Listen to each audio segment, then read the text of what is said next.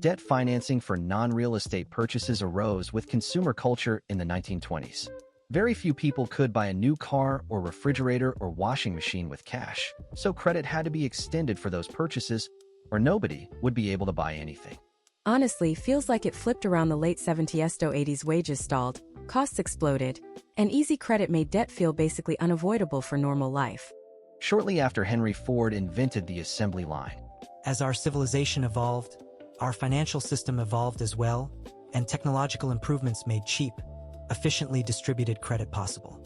What used to take days to approve with low confidence now takes milliseconds to approve with high confidence. What used to end up being bad debt is now recovered. What used to be a loan with the wrong risk profile for a given bank can now be resold to others who have appetite for that risk profile. Credit became more affordable, better administered, so people decided to buy more of it. There's a time value of stuff too, you know. Delaying having a pool until you can pay for it means that you don't have a pool for a few extra years. And then you die. While there are circumstances beyond one's control, not understanding need versus want. Unbelievable what shit people will go into debt for. Introduction of the credit card in 1968, followed by 10 to 20 years of easy credit for all. Death on the Installment Plan, aka Morda Credit, was written in 1936. I am very confused at how people just seem to spend like money isn't real. I walk my dog and almost every house has 1 to 2 packages at their door every day. They have new cars, RVs, boats, and stuff. I'd love to know or maybe be horrified by the debt people are just used to having. Some sort of video game indicator above their head showing their debt number would be interesting. I know I'm not in massive debt, but am I the idiot for not being in debt? Are all these people just going to declare bankruptcy at some point? Will they just work until they die? At least the 80s.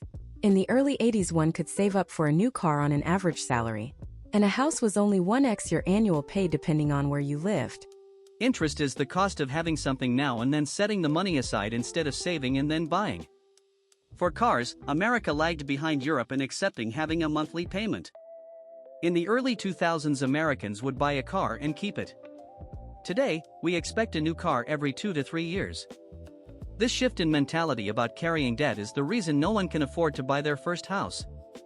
It has driven up house prices and the ladder to get on the housing market has been dragged up with it. It is perfectly fine to not take on debt. You will never get yourself into trouble by not spending money you don't have yet. But there are also plenty of ways to responsibly take on debt that allow you to do better for yourself than you would have by just saving up for things. A classic example is a car. I might not be able to afford a car outright, but if I have one, I'll be able to get a better job because I can reliably get to and from work. So if I use debt to get the car, I pay more overall for that car, but I also make more in earnings from my better job. As long as I make more than the debt costs, I should take the debt. Now the problem comes when everyone is willing to take on debt. Suddenly the price pressure for that item isn't what people can afford now, but what they can afford overall, including any loans. Look at student debt and college prices for an example of this to the extreme. This means if you aren't willing to take on debt for one such purchase, you are now forced to try to pay a significantly higher price because you're competing with people who are willing to take on debt. Debt as a standard for the middle class has existed as long as a middle class has existed, back as far as recorded history goes. The US post-war golden years were a squandered opportunity, not the norm.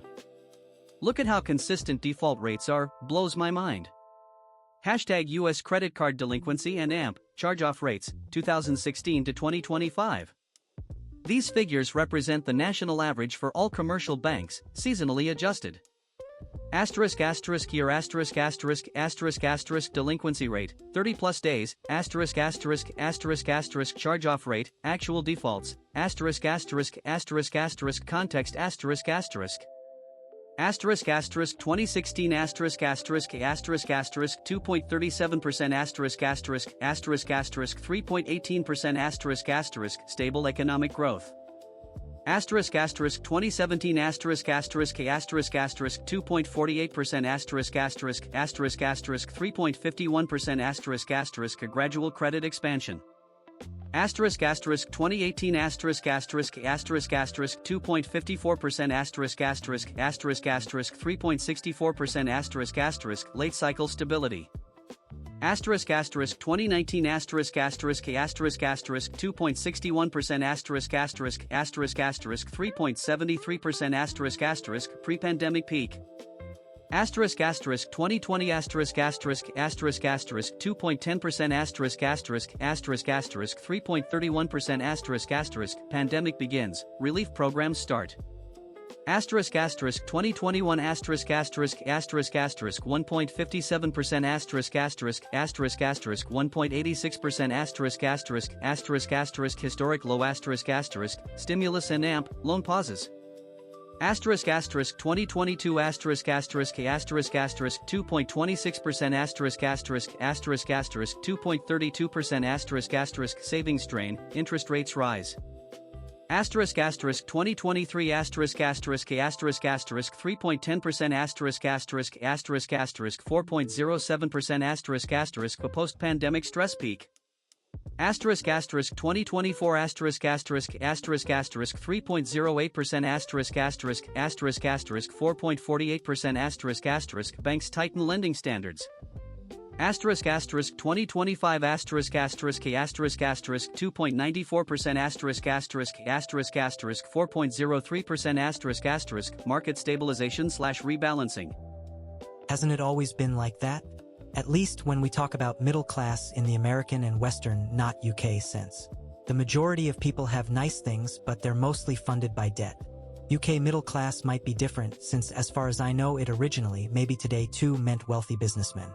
Proper mental shift happened around the 80s when credit became this whole lifestyle thing rather than just emergency cash.